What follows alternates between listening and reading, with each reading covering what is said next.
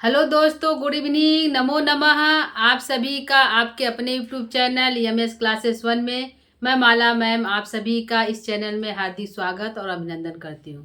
दोस्तों, हमारी प्रश्नोत्तरी आज की है उत्तर रामचरितम।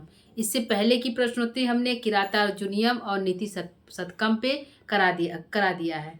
ठीक है, यदि आप उसको देखना चाहते हैं तो आप प्लेलिस्ट के द्वारा जाकर उसको देख सकते हैं। चैनल पे जाके प्लेलिस्ट पे जाकर देख सकते हैं।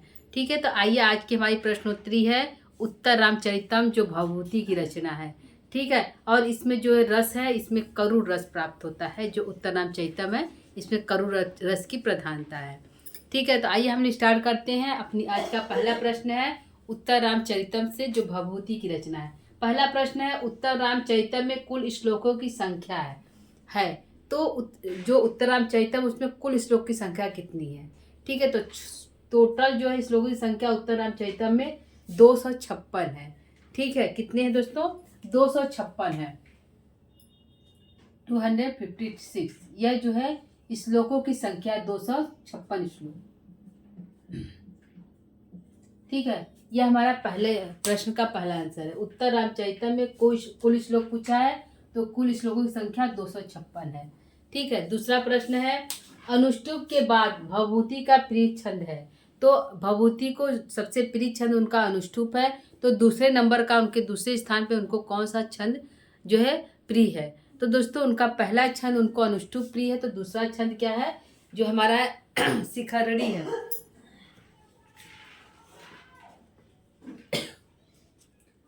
दूसरा इनका शिखरणी छंद है। क्या है?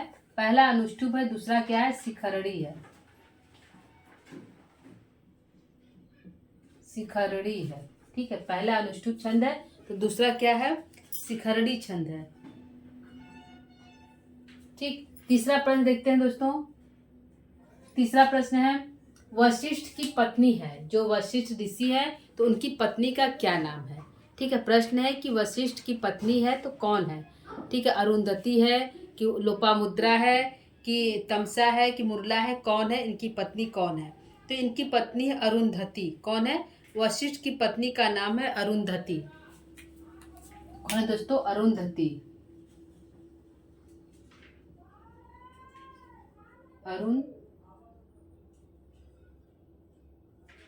अरुंधति, इनकी पत्नी क्या नाम है? अरुंधति नाम है वशिष्ठ की पत्नी का नाम। ठीक है, तीसरा प्रश्न है, चौथा है एको रसा करुण एवं निमित्त भेदात। यह कथन किसका है? यह कथन किसने कहा है? ठीक है, दो तरह से प्रश्न बनेगा। यह किस कवि के द्वारा कहा गया है या यह कथन इस जो है या जो है उत्तराचरितम का जो काव्य है करुण रस जो छायांक है, इसमें यह कथन किसके द्वारा भवभूति ने कहवाया है। ठीक है, तो दो आंसर इसमें आएगा। एक तो एको रस करुण एवं निमित्त भेदात, यह किसने कहा है। तो यह यदि पूछे किस कवि के द्वारा कहा गया है तो भवभूति के द्वारा कहा गया है। यदि यह पूछे कि यह जो है किस पात्र के द्वारा कहा गया, किसने कहा है, तो तमसा के द्वारा कहा गया है। ठीक है, तो यहाँ पे आंसर हम लेते हैं भवभूति को कि यह कथन किसका है। तो कवि का है तो भवभूति लेते हैं, भवभूति। ठीक है, भवभूति भवभूति इसके जो है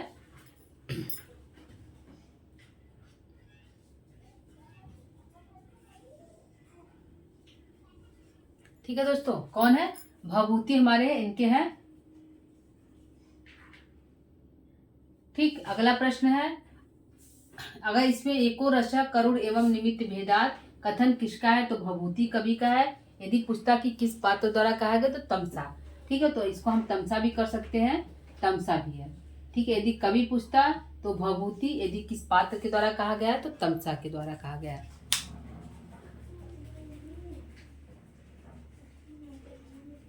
ठीक है, अगला प्रश्न देखते हैं, पांचवा है अमर सिंधु पद का क्या अर्थ है। जो अमर सिंधु इस श्लोक में जो इस छायांक में एक शब्द आया था अमर सिंधु, तो अमर सिंधु जो शब्द है उससे क्या अर्थ निकलता है, उसका क्या मीनिंग है, क्या अर्थ है। तो अमर सिंधु जो है भागीरथी को कहा जाता है, यानी गंगा को कहा जाता है। किसको? गंगा के लिए आया या कह सकते हैं भागीरथी के द्वारा, भागीरथी के लिए शब्द आया है। ठीक है, भागीरथी को ही गंगा कहा जाता है, भागीरथी गंगा। ठीक है, अगला प्रश्न है, उत्तर रामचरितम में कुल कितने अंक है? जो उत्तर रामचरितम है उसमें कुल कितने अंक है? ठीक है, तो जो है उत्तर रामचरितम हमारा नाटक है, तो यह अंकों में विभक्त है। क्या है? उत्तर रामचरितम नाटक है दोस्तों, तो नाटक हमेशा अंकों में विभक्त होता है। तो यह अंक है, तो कितने अंकों में है दोस्तों? तो 7 अंक में है। कितने हैं? 7 अंकों में है। 7 अंकों में है। अंकों में है। ठीक है, 7 अंकों में यह विभक्त है उत्तर रामचरितम। ठीक, अगला प्रश्न है, उत्तर रामचरितम के तृतीय अंक का क्या नाम है? तो यहाँ पूछा है कि तृतीय अंक का क्या नाम है। तो चित्रविथि है कि पंचवटी है कि फिर आपका है छाया अंक, कौन सा है? तो हमारा आंसर होगा कि जो तृतीय अंक का नाम है छाया अंक है। क्या है? छाया अंक है। छाया अंक है। ठीक है, छाया अंक। तृतीय अंक का क्या नाम है दोस्तों? छाया अंक नाम है। ठीक, अगला प्रश्न है, हरिणी दृश्य पद में विभक्ति वचन है। जो हरिणी के समान, वह सीता, मतलब सीता के लिए शब्द है हरिणी दृश्य। हरिणी के समान जो दिखने वाली सीता है, जो हरिणी के तरह चलती थी, हिरण की तरह, वह उसका क्या हाल है? तो जब तमसा पूछती है तो यह तमसा का कथन है। तमसा ने कहा हरिणी जो शब्द है, ठीक है, यह हरिणी दृश्य, हरिणी के समान। ठीक है, तो यहाँ पे षष्ठी का एक वचन, प्रथम पुरुष का हरिणी दृश्य, सप्तमी, अरे सॉरी दोस्तों, षष्ठी का एक वचन। क्या है? षष्ठी का एक वचन। इसमें पद में विभक्ति और वचन पूछा, तो विभक्ति हमारा है षष्ठी विभक्ति, वचन एक प्रथमा। ठीक है, षष्ठी का एक वचन। षष्ठी का वचन कौन? एक वचन। एक वचन। ठीक है, षष्ठी का एक वचन हमारा ये है। कौन है? हरिणी दृश्य जो शब्द आया है, मीनिंग है, तो इससे पूछा विभक्ति और वचन क्या है, तो षष्ठी का एक वचन है, हरिणी के समान। ठीक है, हरिणी के समान। अगला है, अहि कठोर यश किल ते प्रियम। तो यह जो तमसा कहती कि अहि कठोर यश ते प्रियम, राम के लिए कहती कि हे राम, तुम्हें जो है, तुम अहि कठोर, राम के लिए शब्द है अहि कठोर, यश किल ते प्रिय, तुम्हें यश ही प्रिय है। ठीक है, तमसा कहती कि हे कठोर, राम के लिए, राम को कठोर शब्द से संबोधित की है। तमसा ने कहा अहि कठोर यश किल ते प्रियम, तुम्हें जो है यश ही तुम्हारे लिए प्रिय है। तुम्हारी पत्नी कहाँ गई, किस अवस्था में वह जीवित है कि मृत्यु को प्राप्त हुई, तो किस अवस्था में, आपको यह जो है, इससे आपको कोई मतलब नहीं है, लेकिन आपके लिए क्या है, यश सबसे ज़्यादा प्रिय है। क्या है? यश जो है सबसे ज़्यादा प्रिय है कि आप राजा बने रहें और अपने जनता की सेवा करते रहे, ये आपके लिए सबसे प्रिय है। लेकिन अपनी पत्नी के बारे आपने नहीं सोचा। तो यहाँ पे जो तमसा जो है राम को एक कठोर शब्द से संबोधित करती है और कहती है कि तुमको जो है, आपको जो है यश ही प्रिय है। क्या है? यश ही प्रिय है। तो इसमें पूछा है कि छंद है, इसमें किस छंद का प्रयोग किया गया है? ठीक है, तो इसमें जो है द्रुत विलंबित छंद का प्रयोग किया गया है। क्या है दोस्तों? द्रुत विलंबित छंद का प्रयोग किया गया है। ठीक है, किस छंद का? द्रुत विलंबित।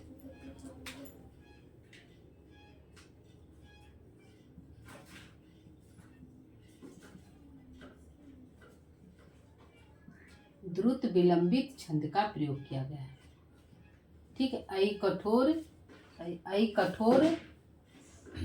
कठोर यश किलते प्रिय में किस छंद है, तो द्रुत विलंबित छंद में इसका प्रयोग किया गया है। ठीक है, ठीक है दोस्तों, अगला प्रश्न है, पंचवटी के कल्प वृक्ष को किसने रोपित किया? जो पंचवटी में जो एक कल्प वृक्ष लगा हुआ था, क्या था? कल्प वृक्ष लगा हुआ था, तो उस वृक्ष को किसने रोपित किया? ठीक है,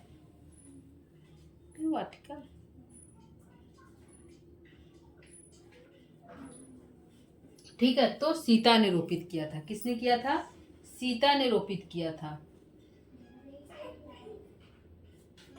ठीक है, किसने रोपित किया था? किसने रोपित किया था? तो सीता ने रोपित किया था।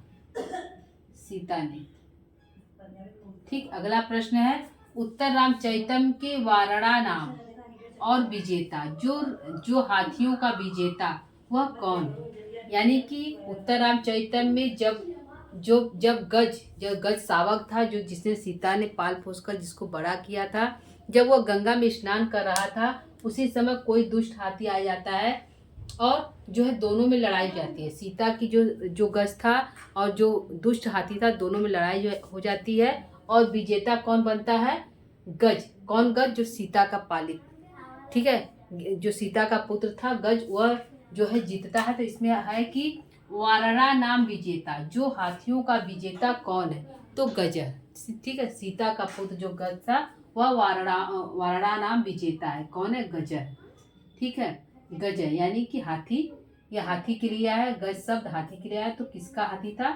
सीता का हाथी था, जिसने उन्हें पाला पोसा था, ठीक है। अगला प्रश्न है, राम का करुण रस है। जो राम का करुण रस है, मुरला कहती है कि राम का करुण रस किसके समान है? ठीक है, तो राम करुण रस पुटपाक के समान है। किसके समान है? पुटपाक के समान है, ठीक है। जिस प्रकार औषधि को ढककर यदि उसको किसी घड़े में, यदि हम किसी औषधि को पका रहे हैं और उस पर लेप लगाकर उसको ढक दिए हैं और अंदर अंदर वो पकता रहता है, चुरता रहता है, उसका भाप बाहर नहीं निकलता है, तो उसको पुटपाक की तरह कहते हैं। मतलब इस तरह औषधि पकाई जाती है। तो राम का जो करुण रस है उसी पुटपाक की तरह है। मतलब वह अंदर ही अंदर घुटे जा रहे हैं, लेकिन बाहर एक जो है एक धुआं तक नहीं निकल रहा है, ठीक है। तो यहाँ पे है, मुरला ने कहा कि राम का जो करुण रस है वो किसके समान है? तो पुटपाक के समान है। जिस प्रकार औषधि को पकाया जाता है घड़े में, उसी प्रकार राम का जो करुण है, अंदर ही अंदर राम चूर रहे हैं, मतलब अंदर अंदर चूर रहे हैं, लेकिन वह बाहर उनका जो है कुछ भी दिखाई नहीं दे रहा। वह उनका जो करुण रस है कुछ भी दिखाई नहीं दे रहा है। तो यह जो है मुरला कहती है, राम का करुण रस किसके समान है? तो पुटपाक के समान है, ठीक है दोस्तों।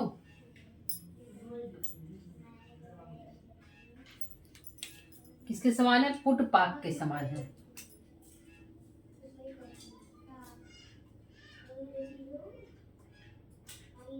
पुटपाक, पुटपाक के समान है, पुटपाक के समान है, ठीक है। ठीक है दोस्तों, यह हमारा 12 प्रश्न है। प्रश्न को एक बार फिर से देखते हैं दोस्तों। प्रश्न हमारा क्या है? पहला प्रश्न है, उत्तर रामचरित में कुल श्लोकों की संख्या कितनी है? तो 256 है, ठीक है। यदि पूछेगा कि तृतीय अंक में श्लोकों की संख्या कितनी है? तो 48 है, यानी 48 है, ठीक है। तृतीय अंक में जो छाया अंक है हमारा इम्पॉर्टेंट है, हर सिलेबस में लगा रहता है छाया अंक उत्तर रामचरितम का। इसमें सीता को छाया के रूप में दिखाया गया है। तो कुल श्लोकों की संख्या यानी सातों अंक। कितने अंक है दोस्तों? उत्तर रामचरित में 7 अंक है। तो सातों अंक में श्लोकों की संख्या 256 है। लेकिन जो जो हमारे सिलेबस में लगा है तृतीय अंक, उसने पूछा कि श्लोकों की संख्या कितनी है? तो 48 है, यानी 48 है, ठीक है। दूसरा प्रश्न है, अनुष्टुप के बाद भभूति का प्रिय छंद है। भभूति का 2 प्रिय छंद है, ठीक है। उनको तो अनुष्टुप प्रिय ही है, साथ में उनको उनकी जो है दूसरी प्रिय छंद क्या कौन सी है? तो शिखरड़ी है, ठीक है। तीसरा प्रश्न है, वशिष्ठ की पत्नी का क्या नाम है? तो वशिष्ठ की पत्नी का नाम अरुंधति है। अगला है, एको रस करुण एवं निमित्त भेदात। यह जो है तमसा कहती है कि एक ही रस होता है, ठीक है, वह करुण रस होता है। उसी से ही अनेक रस की उत्पत्ति होती है, यानी कि श्रृंगार रस या करुण से ही श्रृंगार रस की उत्पत्ति होती है, वीर रस की उत्पत्ति होती है, यानी कि करुण रस हमारा मेन होता है, ठीक है। तो यहाँ पे एको रस करुण, मतलब करुण को ही उन्होंने, तमसा ने करुण रस को ही एकमात्र रस बताया है। तो यहाँ पे है कि यह कथन किसका है? तो तमसा का है। यदि दूसरे से पूछता कि यह कथन किस कवि के द्वारा कहा गया है?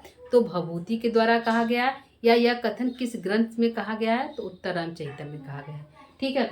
चौथा प्रश्न, अमर सिंधु पद का क्या अर्थ है? तो अमर सिंधु पद का भागीरथी के लिए आया है।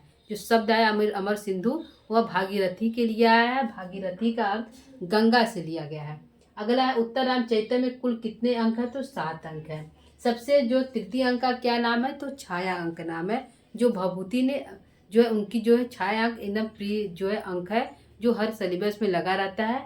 तो यहाँ पे जो है तृतीय अंक क्या नाम है? तो छाया अंक है, ठीक है। हरिणी दिशा पद में विभक्ति वचन है। तो हरिणी के समान का के की आता है षष्ठी में, तो प्रथमा षष्ठी विभक्ति का एक वचन है, ठीक है। हरिणी दिशा, ठीक है। अगला प्रश्न है, अहि कठोर यश के किल ते प्रिय, में छंद है। तो द्रुत विलंबित छंद है। यह जो तमसा कथन है, अहि कठोर यश किल ते प्रिय, तो तमसा कथन है। तमसा ने राम को अहि कठोर शब्द से संबोधित किया। ठीक है। अगला है पंचवटी के कल्पवृक्ष को किसने रोपित किया? तो सीता ने रोपित किया। ठीक है। अगला है उत्तर रामचरितम में वारणा नाम विजेता कौन है? तो गजह हाथी है। ठीक है। राम का करुण रस किसके समान है? तो पुष्पाक के समान है। ठीक है दोस्तों, तो यह हमारा प्रश्न था। 12 प्रश्न है दोस्तों। ठीक है। उम्मीद करती हूँ कि आपको जो हमारे प्रश्न जो है अच्छा लगा होगा, समझ में आया होगा दोस्तों। कल जो है फिर से हम लेकर नए जो प्रश्नोत्तरी के साथ उपस्थित होंगे दोस्तों। तब तक के लिए मैं आप सभी से नमो नमः, नमः संस्कृताय। कल फिर मिलेंगे।